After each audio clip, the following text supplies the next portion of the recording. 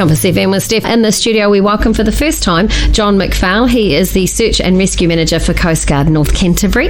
Welcome, Morena. How are you, John? Oh, good morning, Steph. Good, thank you. Lovely to have you in the studio. So, John, I thought we'd start with talking to you. How long have you been with Coastguard North Canterbury for, or Coastguard? I've been with North Canterbury for 6 years, but I was with Kaikoura for 17 years before that.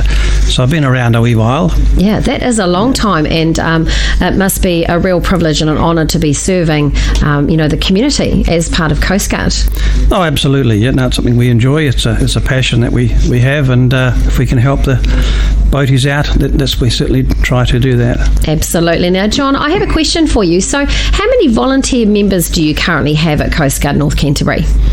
At present, we've got about 28, and 6 of those are newbies who are under training. The rest of them have various roles in the unit, from skippers to IMT or incident management level, so that they can look after the searches and so on that we have. So we value all of our members and trying to train them up to what we need to be. Absolutely. So if I wanted to support Coastguard North Canterbury, or maybe be a volunteer, does it have to be sort of like an on-the-water role, or do you have other ways that we could support or be part of the wonderful community that is Coastguard North Canterbury?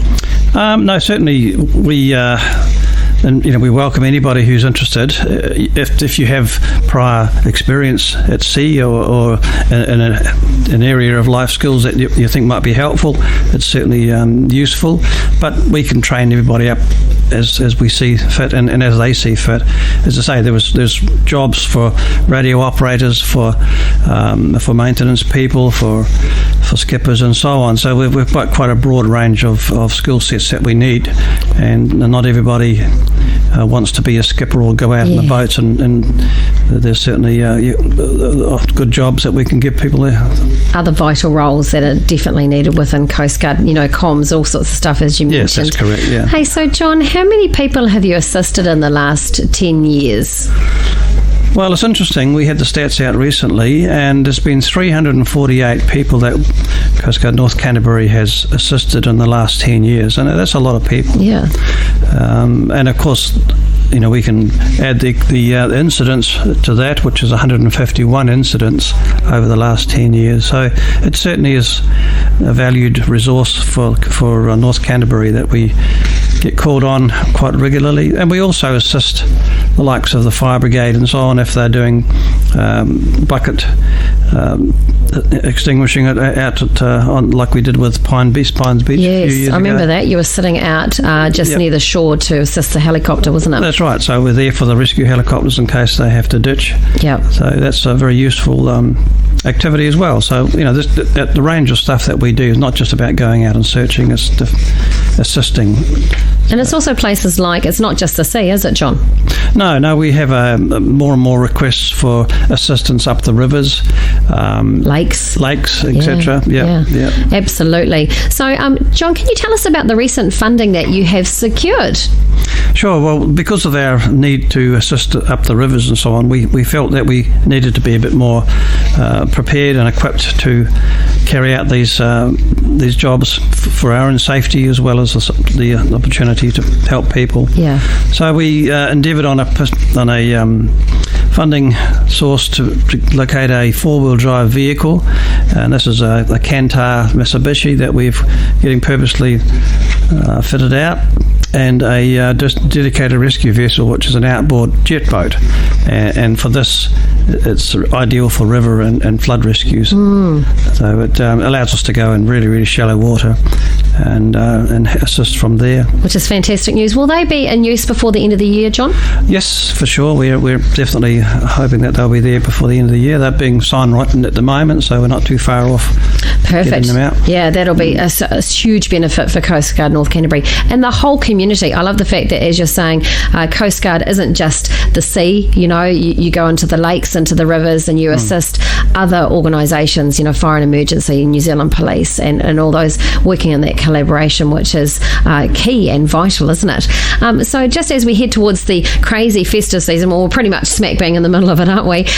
Do you have some maybe key messages? I know I'm slightly putting you on the spot here, John, but do you have some key messages from Coastguard North Canterbury that you would like the public to know?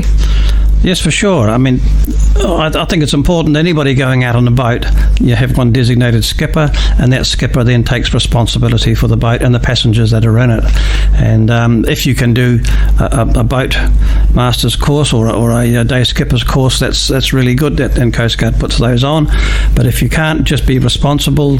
Don't have all your people put a life jacket on, and the appropriate life jacket that fits every person that's on the boat, not just a big one for a child. They've got to be able to do the job, and make sure that you keep your drinking to a minimum.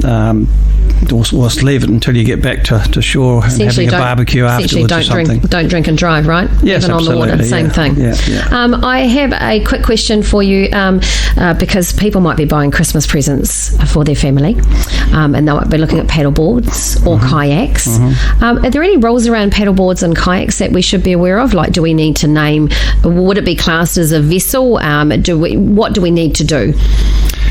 I don't think there's any restrictions regarding life jackets, but it's sensible to have a life jacket on. That because it's a paddleboard or something, you're at the beach and you're playing around, and it might feel like you don't need to have a life jacket, but certainly sensible. Take care. It doesn't take much to get blown offshore a wee bit, and then you're in trouble. You're in a rip, or you're being tipped out or anything like that. Hey, just very quickly, personal locator beacons. Who should carry those? Well, it's ideally if every person that goes on in a vessel could have one, but they're too expensive to be able to do that. Certainly, if you've got one per vessel, that would be handy. It's a great tool to have if you're in the trouble, and it can be a signal that can set it off, and then we can respond to that straight away. We can come to you. Yeah, and I guess you need to also be exceptionally careful with the Waimakariri bar. Yes, absolutely. Just take care with that. Just use your common sense, and we're happy to advise you, but we can't rely on giving you to, and we can't take you over the bar necessarily, but we can certainly be there to pick you up if you need us. John, should we have some ways of being able to call to help? What would be sort of the best way to call for help if we get ourselves in a situation? Certainly. Well, if you have a situation like that, you're needing some assistance, the cell phone is probably the best way, and you just dial 111. Gotcha. And the police would then contact us, and we would then be responding. Otherwise, you can use a marine band radio on channel 16 is the normal emergency channel. The two ways of communicating at sea is ideal. Yeah, perfect. Thank you so much for coming in today, Coast Guard North Canterbury, John McPhail, and I'm sure we wish you and all your Coast Guard family a very Merry Christmas and a safe and happy New Year. Thank you so much for coming in. Thank you, Steph, and same from here. Compass FM.